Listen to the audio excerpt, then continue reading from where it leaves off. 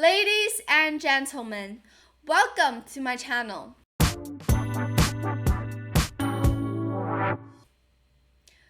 When we're talking about the greatness in chess, we're not talking about a single tournament, a single format, or even a single era. We're talking about sustained dominance across different types of structures, time controls, and psychological battlegrounds. And right now, that conversation begins and inevitably returns to none other than Magnus Carlsen. Magnus Carlsen, what a legend. He is like Albert Einstein in the chess world. In 2025 Speed Chess Championship, which has already ended, Magnus defeated Abdusattorov and defends his 5th title of the tournament. The ending score result was 15-12. That was far closer and way much more dramatic than the 2024 Speed Chess Championship, which is also between the finals, which is also between Magnus Carlsen and Abdusattorov. Across 5+1, 3+1, and 1+1, these 3 time controls, we saw everything that could happen. Time scrambles, exchange sacrifices, and even those pure outright blunders, endgame squeezes, and a lot of upsets and dramatic turning points. But when the chaos settled, both sides had a lot of chances to win the tournament, the result was once again familiar. Magnus Carlsen outlasted. No matter how the experience or no matter how the games were full of ups and downs like roller coasters, but the very end, no matter what the whole experience was like, the end, the result is still the same. Magnus Carlsen, he outlasted, he absorbed, and converted. So this wasn't just speed dominance. I mean, speed is one of the most important things in this format, but just days later, in the 2026 FIDE Freestyle Chess World Championship, this is not blitz or bullet, but it is rapid, so a slower time control. Magnus once again topped a brutal group stage featuring elite chess players like Fabiano Caruana, Nodirbek, Abdusattorov, and Vincent Keimer.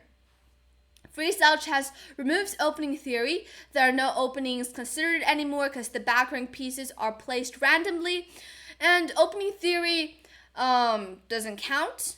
It demands raw understanding of every type of position, adaptability, and also nerves when you're playing. Once again, Magnus, he finished clear first, even though the tournament hasn't ended and about to go into the final stage. But Magnus right now has the highest score, so it might be another same ending as most of the other tournaments, but we've seen legends specialize like Bobby Fischer, Capablanca, and a lot of legendary chess players. They are classical purists, blitz monsters, rapid tacticians. They mostly specialize in one type of time control or a type of position, it could be an attacking or defending type of style. But for Magnus, his case is completely different. He doesn't just compete across formats, he recalibrates. He recalibrates and dominate over different types of formats. Whether it's a nerve shredding 1+1 bullet games when you're playing online, all of these pre-moves, time scrambles, or strategic 25+10 freestyle knockout. He finds ways to win, to beat his opponent, not always beautifully, not always smoothly, but relentlessly. So this is just Magnus' style. What makes this era remarkable is that he is just isn't that he is winning, it's that he is doing it again and again against strong players, different types, different generations of hyper prepared, engine trained, and tactically fearless grandmasters, especially those younger generations, the Indian prodigies, also the Uzbek stars. Players like Abdusattorov, He pushes complexity to the edge. Players also like Abdusattorov bring fearless dynamism, like just so incredible. I'm even like running out of words right now to describe him, but like yet in critical moments when where there needs a decision to be made, Magnus' practical strength, endurance, nerves, and endgame precision tilt the balance. He always wins, and this is the hallmark of a legend. Not perfection, but inevitability. So yeah, today we're breaking down on how Magnus is right now standing in the very first place of the 2026 Freestyle Chess Championship, and why across every format modern chess can invent, besides standard chess, also Fischer Random, he continues to set the standards. So Magnus, he is once again like Albert Einstein in the chess world, like Einstein of chess.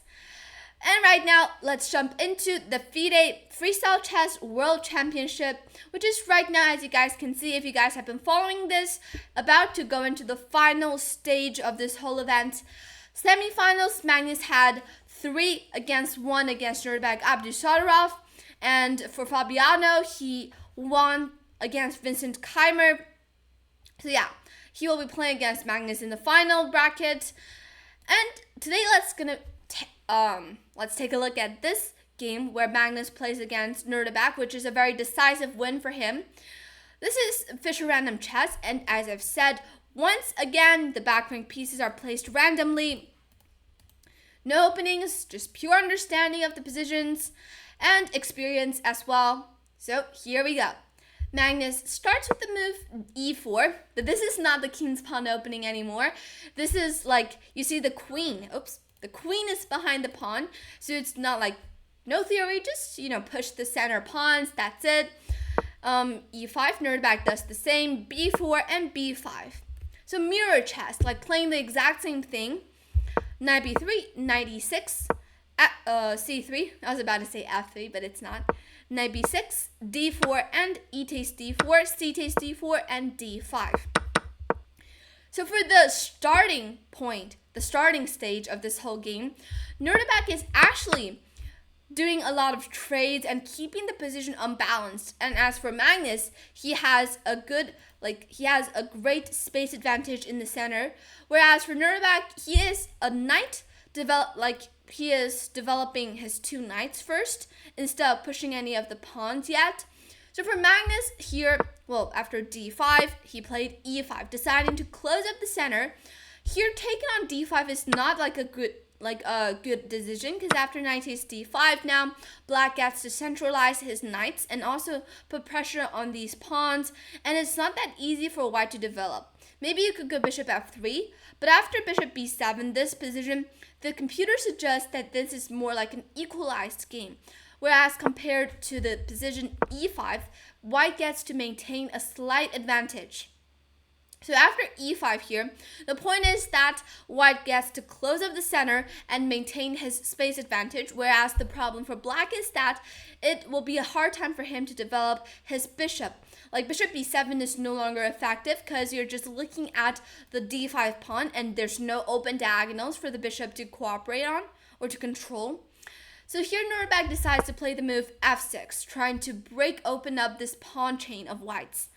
And here knight g3 was played, short castle, and f takes e5. Here, white has to take with the pawn, which is what Magnus did, because if you take with the queen, the problem is that you will give black the tempo by playing bishop f6 to attack the queen. The queen has to go back, but as you can see right now, black gets to accomplish a very good developing this setup where black has the bishop and knight attacking the d4 pawn right now, and it's not that easy for white to do anything here. And also black can jump in with knight c4 maybe, so black at this point will gain a slight advantage, and that is why only d takes e5 makes sense here, because it still keeps control of these dark squares and at some point still limits this bishop's development. So after d takes e5 here, knight f4 was played by Nodirbek. which is one of the best moves here. Because knight f4, you're trying to open up this diagonal for the light square bishop. Because if you don't move this knight away, then unfortunately this bishop is just locked inside. It cannot go anywhere. So knight f4 is a very reasonable move. Bishop takes f4. Giving up the bishop pair, but this is like a very necessary move. Because if you keep this knight on f4, and let's just say you play something like bishop c2 to develop your bishop, then after knight c4, these two knights are so dangerous, especially the c4 knight, like defended by the two pawns. This is like a good knight, like on an outpost. And white at some point will have to take on f4, because after takes, at least you get to play knight e2 and put this knight on d4, or to play f4 or something. But like if you keep this knight there and still like play something, for example knight d4, then I don't know, like after c6 or something, it's not that easy. Like the longer you keep this knight on f4, the longer it will limit white's development. Because you can see this knight controls a lot of important squares, puts pressure on white's king, and if you just leave it there, it's like really annoying, and at some point white still need to take it, and at this point bishop pair is no longer that important. So Magnus evaluates the position correctly and takes on f4, and after rook takes f4, knight e2 was played. Rook goes back to f8 and f4 to defend the e5 pawn. Now, even though at this point white has given up the bishop pair, which is a very important factor of the game, and black now has the bishop pair, but the point is that bishop pair doesn't mean like you're winning or something, or doesn't mean that you're going to have an advantage if you have it. You still have to evaluate. Well, at this point, this light square bishop can finally free itself and play bishop f5, or something as played in the game. But as you can see, this dark square bishop now, it's a real problem how to develop this bishop. You can't go to f6 or to g5, and h4 you cannot go there. And then for e7, you're attacking the b4 pawn, but after a3, white defends it easily, and the bishop is just misplaced. It doesn't have any any piece to attack. So this is a problem for black now, even though he has the bishop pair, and it doesn't really count for him. And Magnus here has a slight advantage already, rook c1, to attack the c7 pawn. And as you can see, black is already in defense mode. Not that easy to play. He plays knight c4. But after knight ed4, this knight also gets to sit on a very strong square where it's hard for black to kick this knight away, attacking the bishop, but most importantly, also supporting the e6, like the e5 pawn, and attacking these light squares. So after knight d4, c6 was played to defend the central pawns, the light square pawns, and here bishop c2 to trade off black's good bishop on f5, and after takes. Now, the only thing that black still maintains, which helps him to fight on, even though already this is a really bad position for the black pieces, is that this knight on c4. If black's knight is on something like d7 or b7, then I think already black could resign, because as you can see, all the pieces are really passive, and white's knight can jump to c5 and push these central pawns to victory. That's all what white needs to do. So already Magnus is in a very comfortable zone and playing very smoothly. For Nodirbek, he does need to find a way to try to activate his other pieces. And in the game, he plays bishop b6, trying to get rid of one of his passive pieces, rook e2. Well, there's nothing that white can do to really run this knight away because it's under a pin. But at this point, it's not like a need or like a necessity to keep all of your pieces on the board and not allow black to trade any of his passive pieces. It's okay to trade some of it. At least black's rooks and the queens are passive enough. So after rook e2, a5 was played, Nodirbek desperately wanting to create counterplay on the queen side. But here, after b takes a5, this is a slight mistake by Magnus. He should have played a3. Now after knight takes a3, the point is that this is a sacrifice of pawn, but temporarily. Now the point is that white can start to push f5, and even though black is up a pawn on the queen side, and looks quite scary, but these pawns are impossible to push further. A takes b4 doesn't do anything because f6 just keep on pushing the pawns, and white will have a ton of counterplay on black's king. So the king is definitely much more important than these past pawns, and if black doesn't do, is not in time to get the pieces to the king side to defend the king, then it's still not doing, not going to help black with only these pawns. It's not going to help black to survive. So pawns are sometimes not that important, but here Magnus didn't play a3, which might be a little bit hard to evaluate maybe, but I think in a classical game, he would have spent more time thinking and played a3 at the end. But already at this point, he only has 8 minutes left on the clock, and I think it is reasonable for him to play b takes a5. And still, it's a little bit challenging for black to reply to. He played bishop d4, knight takes d4, c5. Now, even though here Nodirbek did get some counterplay by pushing his central pawns, but after this move, knight b3, attacking the c5 pawn, black still needs to play really precisely. Rook c8, well, Nodirbek did, and trying desperately to equalize the position, but still, after f5, the pressure is on black's side completely. Here, Nodirbek plays d4, trying to push his own pawns to create some pressure on white by pushing them further. But after this move, e6, now threatening e7, and after the move, queen e7, blockading this pawn. Now, Magnus unfortunately made a mistake by playing this move, knight d2. And actually, this is not a perfect move.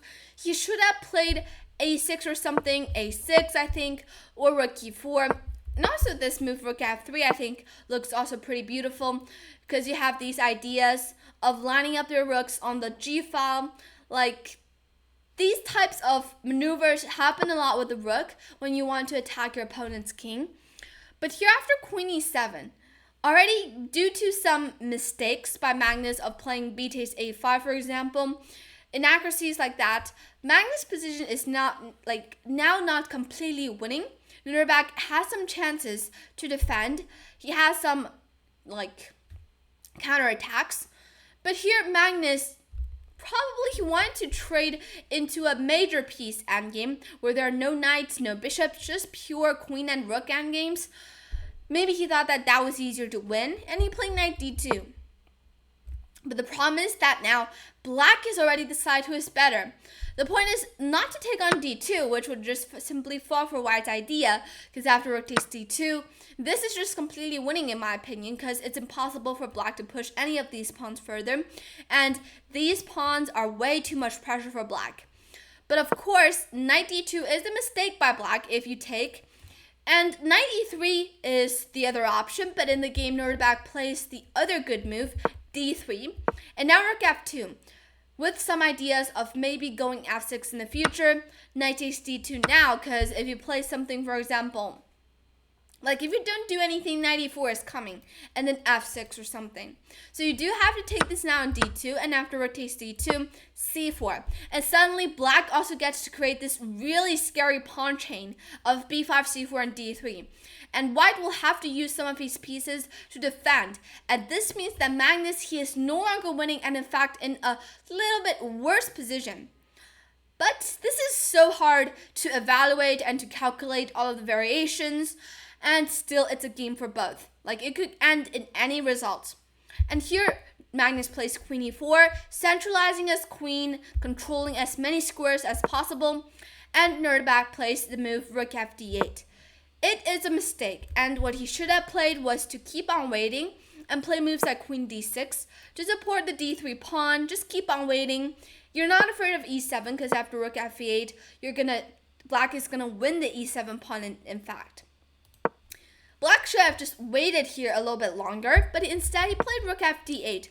And the problem is that now after king h1, which is a quiet move, but also really one of the best replies that white could have, and after rook d6, it just seems that this rook on d6 is a little bit weird. It blocks the queen. The queen can no longer go to d6. And as you can see in the follow-up game, the rest of the game, this rook on d6 turned out to be a really bad position. And here after h3, rook d8, rook c1. Magnus gets to equalize the position due to some inaccuracies by Nodirbek. And here a4, g takes f5, queen takes f5, rook takes e6, and a takes b5. This position, it looks so crazy because it's hard to imagine how this type of pawn structure can be created. And it's I think it's impossible to predict that it's from the not an opening, but it's from a freestyle game. But from the previous position like this or something, like this kind of thing into this kind of thing. It's already a completely different position. And after a takes b5 here, Nodirbek has 2 minutes on the clock. Magnus has 0 minutes, only 30 seconds left on the clock. This is not an easy position for him, but it is also hard for Nodirbek to find out what to play exactly. And here, actually, there are a lot of moves that Nodirbek can play to keep the position equalized, like, for example, rook e4, rook e1, or just even king h8 makes sense. Like king h8, just wait. Because if black were to push the white were to push the pawns, now there's rook f6, and if the queen goes there, now there's c3 ideas, and black is gonna win. But Nodirbek here plays the move, a decisive move, and he played rook e2. And suddenly, he spent a minute thinking and played this move rook e2. But this is a big blunder, and it blunders the whole game away immediately. But, these kind of things happen when you're playing and you still have a couple of minutes left on the clock or even more time. And you just spend some time thinking, and you know you're better, or you know that you're not losing. And then suddenly your mind just, couldn't concentrate or come up with those really weird ideas. And rook e2 is just a blunder. And the reason for that is that, Magnus didn't even hesitate because he plays queen g4, and after king goes to h8. The point is that here after rook takes e2, queen takes e2. Now simply white can play queen h4. Well, actually, even you can play queen f4. But the only two moves that can win were queen h4 and queen f4. I guess Nodirbek missed this idea because it's not that easy to see. Maybe he thought that queen takes c4 is more logical, and after d2, there's this check, king goes there, and he thought that this might just be a draw. And indeed, this is a draw. But he instead missed queen h4, and now the queen is attacking this rook and also threatening some kind of checks on f6. So here Nodirbek plays rook g8, but now after this check, queen f6, rook g7, check, another check, adding some time, not a draw, rook g7, queen d8, and queen d4. Now the point is that this rook is suddenly on this very weird spot on g7, and now Magnus plays rook g1 to defend the g2 pawn. Do not be in a hurry to take on c4 because there's queen g2 checkmate. So you do have to defend the pawns first, but then you just realize that for black, you can't push either of these pawns further, and the c4 pawn is in big trouble right now, and also your rook is being pinned by this queen, and suddenly this is just a position that black is gonna lose. He plays d2, but Magnus just now pushes his pawns with b6. King g8, check, king goes up, you just play b7, rook takes g2, final try, but after queen d5 check, king goes up, and you just simply take this rook on g2, and queen on d1. If you take, you just take with a king. I think, you have to take with a king, because if you take with a rook, then there's promotion with check, and this is going to be winning for black. But of course, Magnus is not gonna miss that, and instead Nodirbek queens on d1. But after queen takes e2 here, Nodirbek resigned because after queen takes e2, Magnus just simply queens on b8, and there's no perpetual check or something, and Magnus wins this very beautiful and decisive game of the match in the semifinals. What a game. I mean, I was fascinated by those pawn moves, this pawn structure. It's not really about openings in Fischer Random Chess, but it's more like the middle games and end games where you actually get the positions that could also happen in standard chess. Like these pawn structures, and also those grandmasters, they just know how to play, know what to do when they look at different types of structures or different types of positions. They don't need pure calculation. Of course, they need calculations combined also with their pure understanding of every type of position. So this is more like experience. But for Magnus, what a beautiful win by him. He was actually at some point even worse, but he managed to win at the very end, and a very, I could say like a normal ending, because for Magnus, him winning every match, every tournament is right now expected result, and nothing, like, it's not something surprising at all. But he is going to be facing against Fabiano Caruana in the finals, and who will win? Well, I don't know, maybe it's still Magnus, or maybe Fabiano could also bring us some surprises. But right now, I hope you guys enjoyed my recap of this fascinating game. It's like a roller coaster, but I really love this game. And yeah, Magnus is just like Albert Einstein in the chess world, a brilliant player, like a genius or something. I'm already running out of words to describe him. But yeah, definitely we can learn a lot of things from his games, from those top Grandmaster games. And yeah, hope you guys enjoyed my recap of this game, as well as thank you guys for watching this whole video. Please subscribe, and I'll see you in the next video. Bye!